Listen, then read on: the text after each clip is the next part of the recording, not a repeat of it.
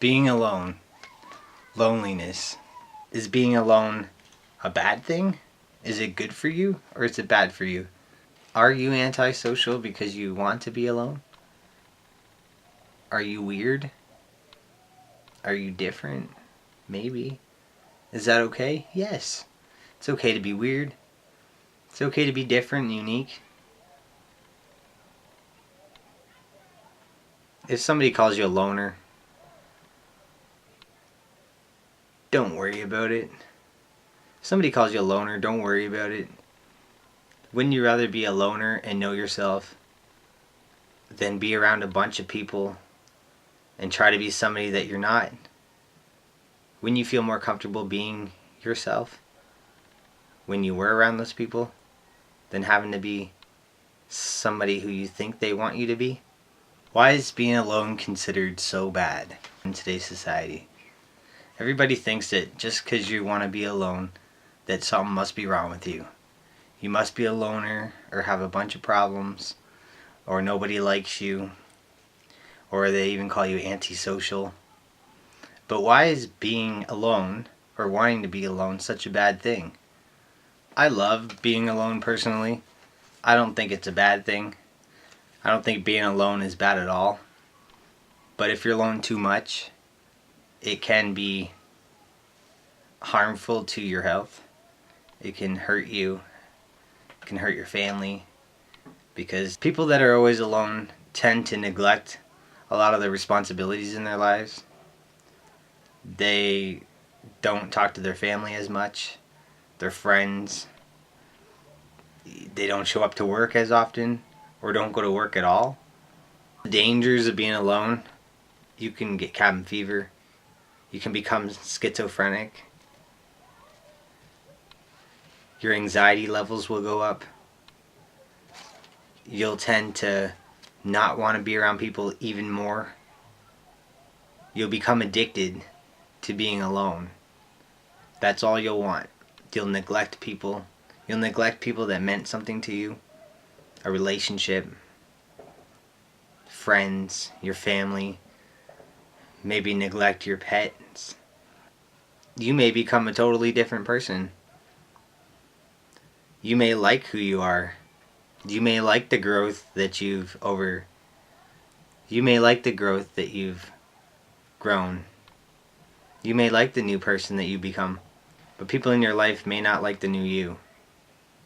It's a fine line between being who you want and being who you think you should be, and being who others want you to be. Just be yourself. There are many health risks and physical ailments associated with being alone. There's been many tests by many doctors and psychologists that prove that these physical ailments were caused by being alone or being isolated for extended periods of time with no communication to the outside world. Recent studies show that being alone is almost as high a risk factor in mortality as it is in smoking. Some of the physical ailments that are caused by being alone or isolated are anxiety, obesity. You can become obese because you'll eat more, you'll snack more, you'll look for other ways to make yourself feel comfortable, and this will only make you feel more uncomfortable. So it's kind of like a catch-22. High blood pressure can lead to heart problems, heart failure, heart disease. You can develop Alzheimer's. There are many neurodegenerative diseases associated with being alone that are proven, as well as many forms of cancer. You can develop ulcers and other physical ailments. Being alone just doesn't have to be a negative thing. It can be a positive thing. Being alone has many positive attributes to it. There's nothing wrong with being alone, as long as you don't go overboard. There are many good things about being alone. you can really get to know yourself, the type of person that you want to be, you can become. Being alone really allows you to see your flaws. You get to see what others see, and you may not like it, so then you can perfect it, you can work on it, and there's no one there to judge you until you perfect it, until you make it perfect. Well, you're never going to be perfect. No one's ever perfect. You can't really know yourself when people are constantly around you. You can't really get to know yourself when you're constantly around other people. People give you a false impression of who you are. People tend to tell you what you should be doing and what you shouldn't be doing, but you should be doing what you want to. If you're not hurting others, then what's the harm? Do what you want. Enjoy your life. The more time you spend with yourself, the more you get to know yourself. You get to know your flaws. You get to know what you really want out of life, things you like. You get more time to reflect. You can actually be more yourself. You can do things by yourself that you normally wouldn't do in front of other people. Burp and fart. You get to really appreciate the things in life that you maybe didn't appreciate before. Walk around naked, do it. It forces us to really get to know ourselves, to look at our flaws and perfect them, to make ourselves better people so that we can enjoy being with other people and so other people can enjoy being with us as well. You can't really know yourself until you're actually alone with yourself. So the trick to not feeling alone, if you have to be alone, is to keep busy. Keep yourself occupied around the house. Go outside, do something. Keep yourself busy. Do things that you've been putting off. Things that you normally wouldn't do. Try something new. Take up painting. Write a book. Do a vlog. Anything. And once you learn something new, you'll be able to show your friends when you are with them. Then you won't be so boring. And my whole theme of my video today was supposed to be isolation and being alone. So that's why I kind of wanted my tropical theme. That, and I love tropical stuff. But it doesn't really seem that quiet when the neighborhood kids are all outside yelling and screaming and acting a fool. There's like 12 of them out there. I don't know. Everyone's having kids these days. There's like 12 of them out there. They're yelling and screaming. I don't know if you can hear them, but it's ruining my sanctuary. It's kind of ruining my vibe, my sanctuary. And it's really hot. If that was a real ocean, I would jump in it. Although it looks like a tsunami's coming, so if it was a real ocean, I'd probably be running. If you can't love yourself, how do you expect others to love you? If you don't know yourself, how do you expect others to get to know you? How do you expect them to know what you want, what you're thinking? How do you expect them to be perfect to you? You could try doing things that you would normally do with other people, but do it by yourself. Watch a movie. You could go to the movies by yourself. You could take yourself out on like a date.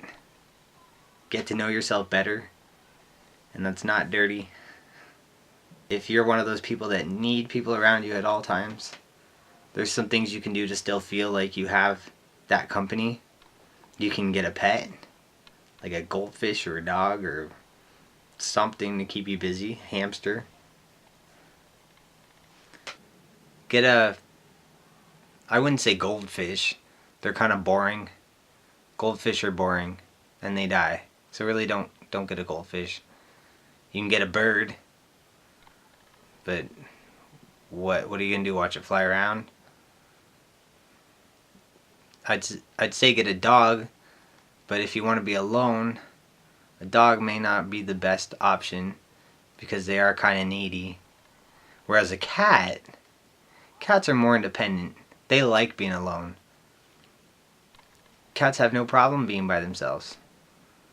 They're more independent. They do their own thing. I would advise getting a cat. Cats are independent. They don't need anything. They rely really on themselves. They like being alone. Cats enjoy their isolation. They want affection when they want it, but they don't need it. And if you absolutely need to be around people or have contact with people, you can talk to people online. You can video chat them. It's almost as satisfying as hanging out with somebody, except you don't have to ask them to leave. I told you about those palm trees. It's not a moving ocean, and it's not a moving... well, this one is. It's not a moving palm... they're not blowing palm trees, and it's not a moving ocean with waves. But I did promise a better background, so here it is. Actually looks like a tsunami. So in my last video I said hopefully I get a better background as I continue my videos on my channel. And I hope this is a better background than that white sheet that I had. It was a quick decision, but I kind of like it. I feel peaceful when I see palm trees. I don't know, I just feel like I'm on a vacation. Feel at peace. I feel calm. And I love plants. I love tropical plants. My whole house is full of tropical plants. When I'm alone, they make me feel... when I'm alone, they make me feel like I'm not alone. Because they're alive. I don't know if that's weird.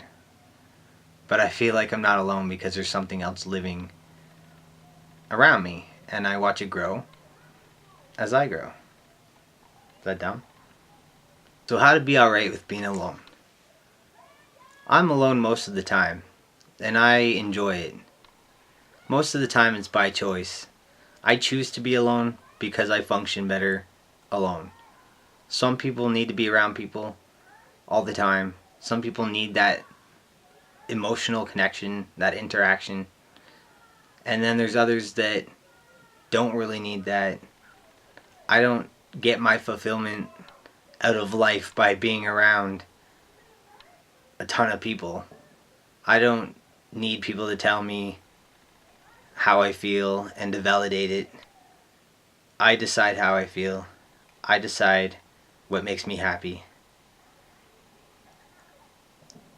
The more time I spend with myself, I'm learning to love and like myself more as I go.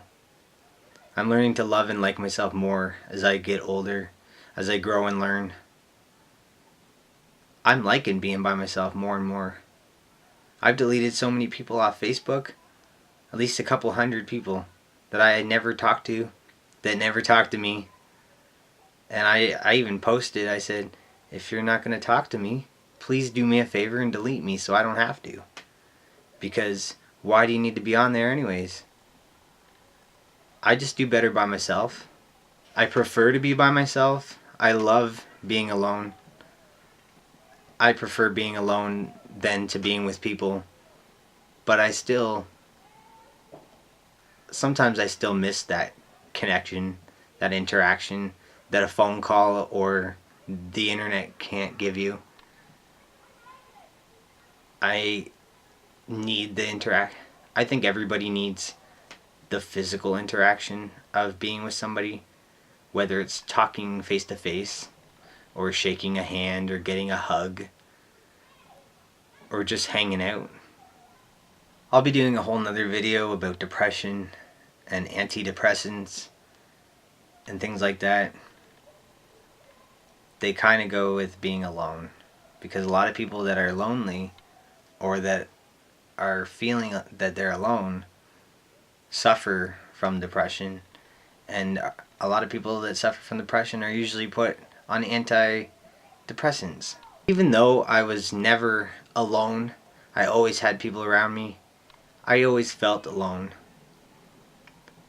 I was never alone, but I was lonely. And you can be with yourself and not be lonely. If you're comfortable in your own skin and you know what makes you tick and you learn and you grow as a person, then I think you'll be happy in life. If you struggle with it and you need help, maybe I can help you. I'm still overcoming many obstacles in life, and being alone is one of them that I'm still working on. I have my days. Maybe I can help you. Comment below.